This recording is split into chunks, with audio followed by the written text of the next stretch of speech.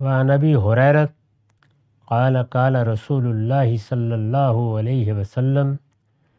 صلاۃ الرجل فی الجماع تضاعف علی صلاته فی بیتہ وفی سوقہ 25 ضعفا۔ ابو ہریرہ رضی اللہ عنہ کی روایت ہے، بخاری اور مسلم دونوں میں منقول ہے، یہاں اس کا رقم ہے 702۔ یہ کہتے ہیں کہ رسول اللہ صلی اللہ علیہ وسلم نے فرمایا، آدمی جب گھر سے جا کر مسجد میں جماعت کے ساتھ نماز پڑھتا ہے تو گھر کی نماز اور جہاں بازار میں بیٹھ کر وہ کوئی کاروبار وغیرہ کر رہا ہوتا ہے اور وہیں نماز پڑھ لیتا ہے، دونوں سے مسجد کی جماعت کی نماز 25 گنا زیادہ اجر کا باعث بن جاتی ہے۔ یہ معلوم ہے کہ نماز کے بارے میں رسالت مآب صلی اللہ علیہ وسلم کے بعد اللہ تعالیٰ نے یہ رعایت تو فرما دی کہ صرف مابدی میں جا کر پڑھی جائے، یہ لازم نہیں رہا۔ آپ گھر میں پڑھتے ہیں، نماز ہو جاتی ہے، لیکن کن حالات میں؟ اگر تو صورتحال یہ ہے کہ مسجد چل کے جانے کے لیے قریب نہیں ہے، وہ بڑی مشقت کا باعث بن جائے، جس کو غیر معتاد مشقت کہتے ہیں، تو پھر آپ پڑھ سکتے ہیں۔ ورنہ اگر محلے میں مسجد موجود ہے، آدمی وہاں پہنچ سکتا ہے، یا بازار میں جہاں کاروبار کرتا ہے، یا دفتر کے قریب، تو پھر وہیں جانا چاہیے۔ کوئی مانع نہیں ہے، کوئی رکاوٹ نہیں ہے۔ اللہ تعالیٰ یہ تو پسند نہیں کرتے کہ غیر معمولی مشقت میں لوگوں کو ڈال دیں، کہ انہوں نے خود بیان فرمایا ہے لا یرید بکم العسر، لیکن اس کی ترغیب دیتے ہیں۔ تو یہاں یہ فرمایا کہ اس کے باوجود کہ آدمی گھر میں پڑھ سکتا تھا، رخصت کا موقع تھا، لیکن پھر بھی اس نے مسجد میں جا کے نماز پڑھی، تو اللہ تعالیٰ اس کو اجر میں بہت بڑھا دیتے ہیں۔ اس کو یہ بتا دیا کہ وہ 25 گنا زیادہ اجر ہو جاتا ہے۔ ظاہر ہے کہ اس میں جو اہتمام ہے، جس طرح آدمی چل کے جاتا ہے، وقت پر جاتا ہے، اپنے آپ کو مسجد میں مقرر وقت کا پابند بناتا ہے، وہاں کے ماحول میں جا کر اللہ تعالیٰ کے سامنے سرفکندہ ہوتا ہے،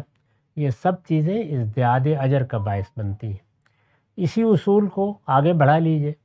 یعنی آپ گھر سے نکلے اور قریب کی مسجد میں گئے تو 25 نمازوں کا اجر مل گیا، اور اگر آپ سفر کر کے مثال کے طور پر رسول اللہ کی مسجد میں گئے یا بیت المقدس میں گئے، کیونکہ وہ بھی پیغمبر کی قائم کردہ مسجد ہے، اور سب سے بڑھ کر بیت اللہ میں سیدنا ابراہیم کی مسجد میں، تو اس میں بھی اسی اصول سے سمجھ لینا چاہیے کہ انسان جب اہتمام کرتا ہے، شد رحال کرتا ہے،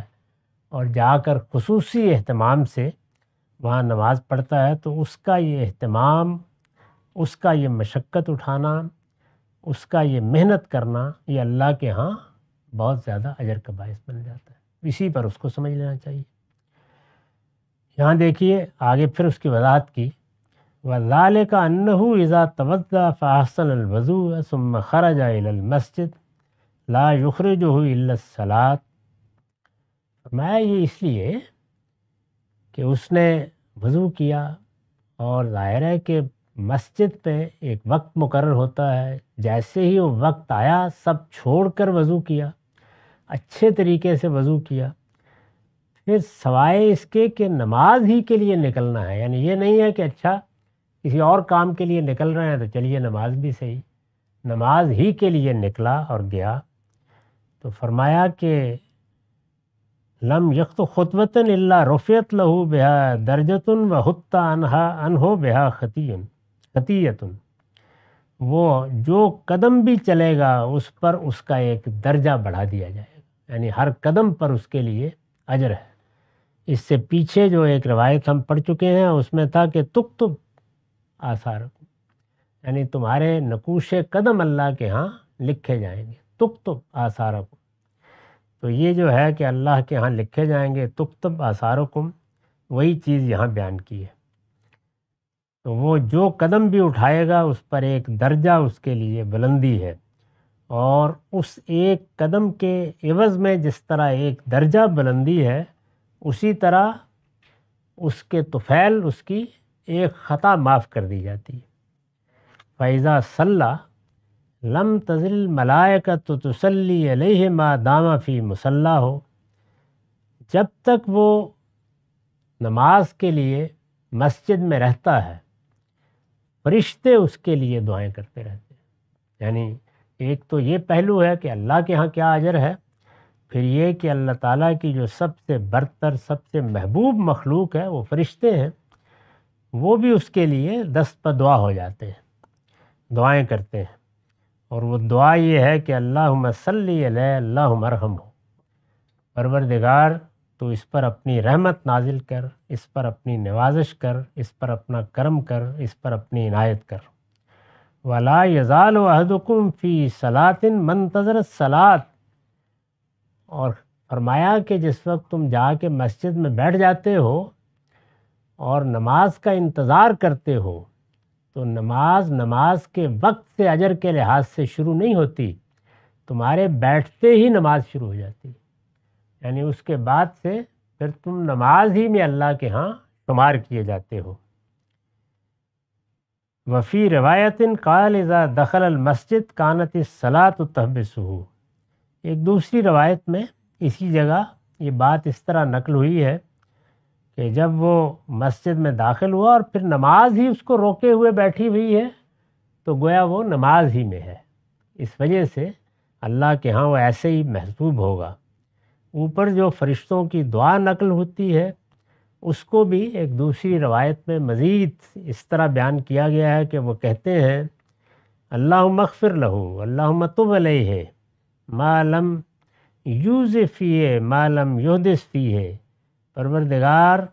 جب تک یہ باوضو بیٹھا ہوا ہے، اس نے مسجد میں آ کے دائیں بائیں کسی کو اذیت نہیں پہنچائی، تو اس کو معاف کر دے، تو اس کی توبہ قبول کر لے، تو اس کی مغفرت فرما دے۔ تو یہ بتایا کہ مسجد میں جانے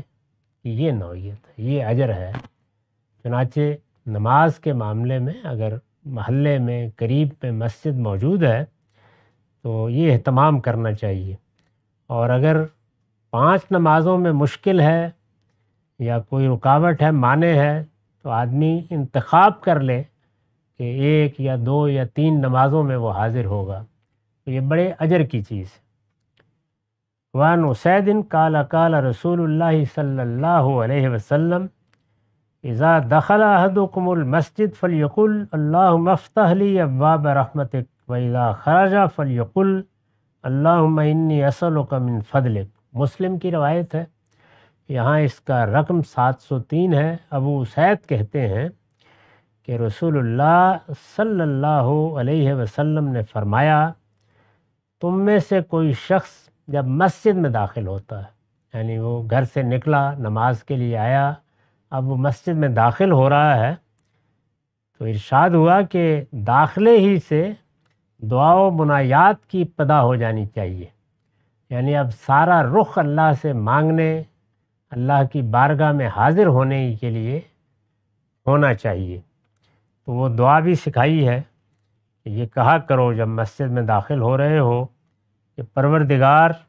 میرے لیے اپنی رحمت کے دروازے کھول دے، اور فرمایا کہ جب تم نکلتے ہو، یعنی گئے نماز پڑھی، نماز بھی دعا ہے، مناجات ہے، نکلتے ہوئے بھی دعا کرتے ہوئے نکلو، اللہم انی اسألک من فضلک، پروردگار میں تجھ سے تیرے فضل کی درخواست کرتا ہوں۔ یہ سارا باب مسجد سے متعلق ہے، اور اس سے اندازہ کیا جا سکتا ہے کہ مسجد کی، اللہ تعالیٰ کی عبادت کے لیے بنائے ہوئے معبد کی کیا اہمیت ہے، اور کس طرح اس اہمیت کو سمجھ کر ایک مسلمان کو زندگی بسر کرنی چاہیے۔ وآخر دعوانا الحمدللہ رب العالمین۔